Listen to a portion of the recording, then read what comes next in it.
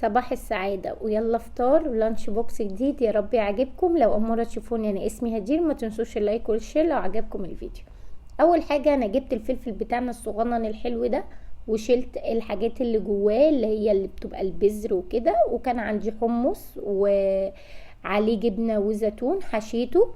جبنا الجزر بتاعنا قطعناه وقشرناه وغسلناه وقطعناه شرايح بالشكل اللي باين عندكم في الفيديو، بالشكل الجميل ده، حاجة شرايح صغنطوطة كده. كده يبقى احنا خلصنا الجزر. تعالوا بقى ندخل على الفواكه. الكيوي بتاعنا عملنا له 7 في 8، وكمان خيار وشيري توماتو وفراولايه جميله وحطينا لها نضاره.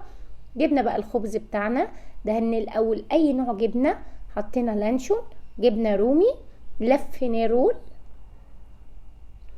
جبنا بقى اللانش بوكس بتاعنا وبدأنا نرص الحاجات الحلوة دي. اول حاجة حطينا الفلفل، وكمان حطينا الجزر اللي احنا قطعناه والخيار والشيري توماتو. ما نسيتش طبعا اشكل اللانش بوكس بتاعهم علشان التشكيل بيفتح نفسهم على الاكل كتير. حطيت فرع للشيري وحطيت نضارات للفلفل، وكان شكله لذيذ جدا. بعد كده حطينا الكيوي والفراولة والخبز بتاعنا وشوية مكسرات او قراميش اللي متوفر عندك والعصير. وده كانت نهاية اللانش بوكس. باي باي.